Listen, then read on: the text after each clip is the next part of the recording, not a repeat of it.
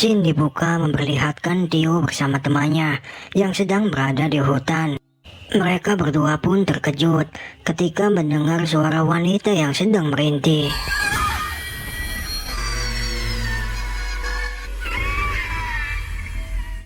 Tio pun mengikuti mereka.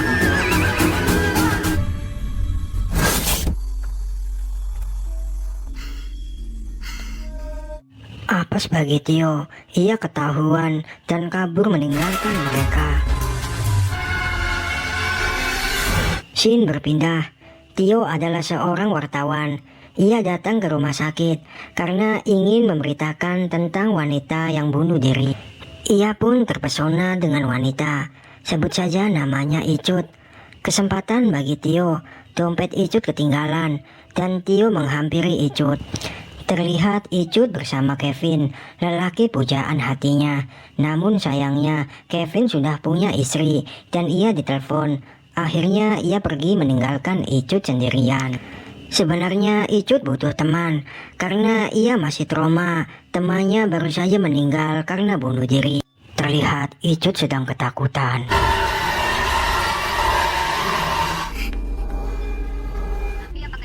Icut pun pingsan. Dan sekarang ia berada di rumah sakit, ditemani oleh ibunya. Ibunya berusaha untuk menenangkan Icut bahwa semua itu sudah berakhir dan sekarang ia baik-baik saja. Akhirnya Tio bisa berjumpa lagi bersama Icut dan mereka berdua berjanjian untuk bertemu. Icut ingin menceritakan sesuatu ke Tio. Makasih ya udah mau datang. Duduk. Jadi kalau ada yang bahasa ingin cerita. Icut bercerita bahwa ia sedang diganggu oleh makhluk gaib yang selalu meneror dia. Namun Tio tidak percaya. Icut pun menantang Tio kalau tidak percaya bisa datang ke rumahnya biar Tio percaya.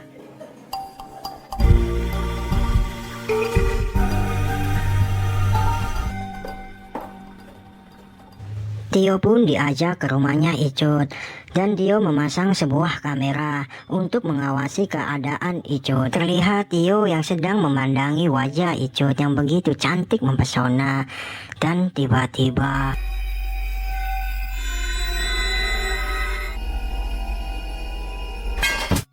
ia dikagetkan oleh suara misterius dan ia pun mengikuti suara itu.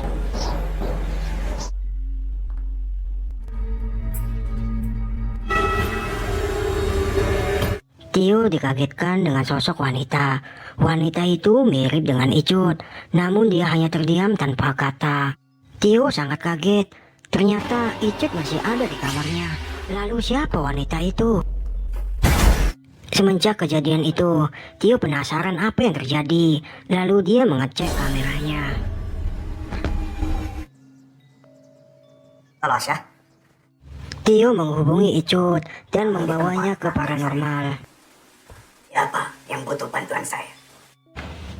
Sang paranormal menjelaskan ke Tio bahwa wanita ini di tubuhnya banyak sekali cincin yang bersemayam dalam jiwanya. Belum ngerti. Tugas apa, Pak? Kamu tenang.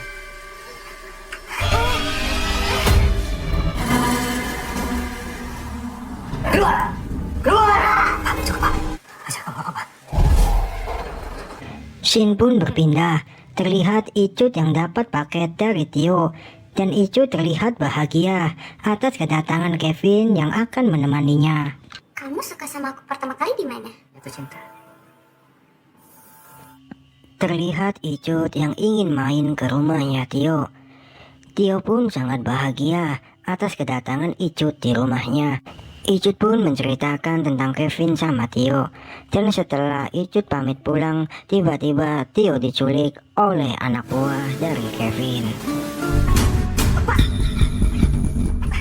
Kenapa kau dibawa kemari? Lu siapa?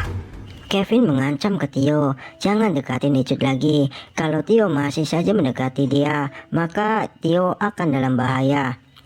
Dan scene pun berpindah. Terlihat Icut yang sedang ada seminar bersama para wartawan, tapi tiba-tiba Icut diteror oleh hantu.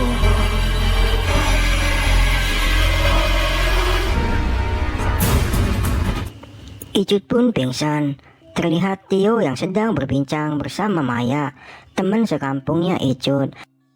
Maya menceritakan ke Tio, ternyata tubuh Icut ditanam oleh ibunya makhluk gaib tanpa sepengetahuan dari Icutnya. Cinta sama Kelvin.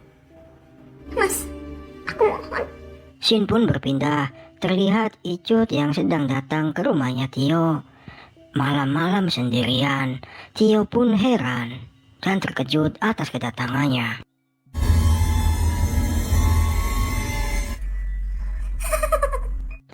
Ternyata Icut kerasukan makhluk gaib. Asya, ngapain ke atas?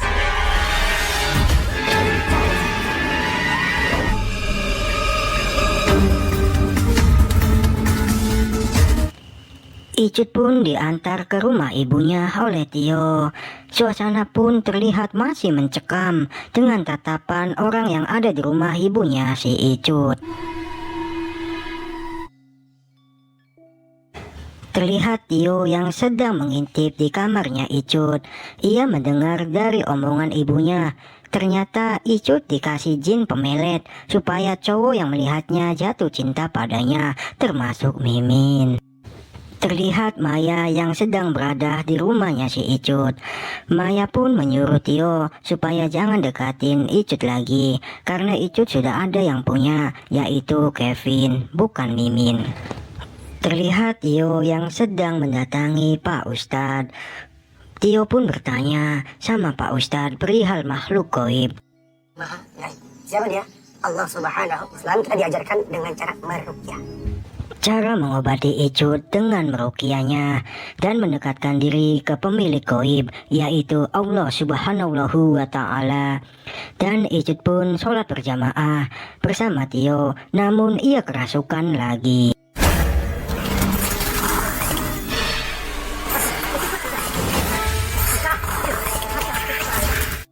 Terlihat Tio yang sedang ketakutan. Icut pun tak terkendali.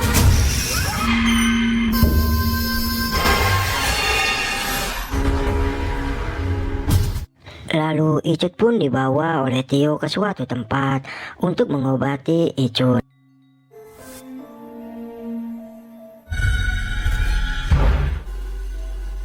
Asya!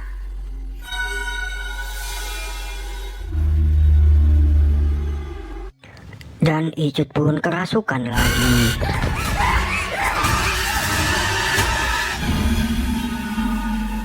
Terlihat Kevin yang sedang mencari Icut. Kevin pun kebingungan, Icut tak ada di rumahnya.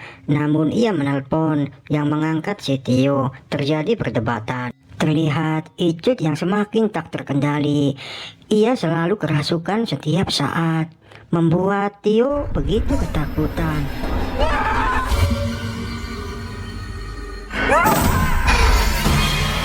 Entah apa yang harus dilakukan oleh Tio. Ia selalu diserang oleh Icut ketika ia sedang kerasukan.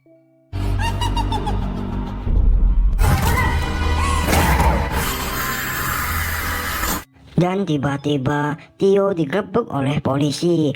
Di sana terlihat ada Kevin dan ibunya Icut. Dan terlihat Tio yang sedang dipenjara. Dia hanya bisa termenung dan terus saja melamun, membayangkan apa yang sudah terjadi dalam hidupnya. Akhirnya Tio dibebaskan dari penjara dan dia terlihat ingin pergi ke suatu tempat.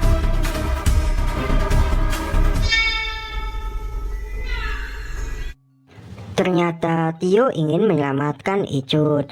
Lalu dia membawa Icut ke Pak Ustadz dan mengruqyah si Icut supaya dia bisa sembuh dari makhluk gaib yang selalu saja bersemayam dalam tubuhnya, sehingga Pak Ustadz ingin menyembuhkan Icut atas izin Allah Subhanahu wa Ta'ala.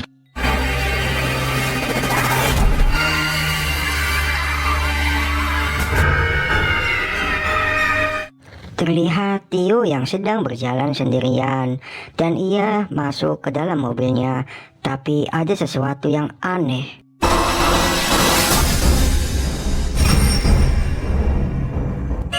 Endingnya ada Teh Kunti.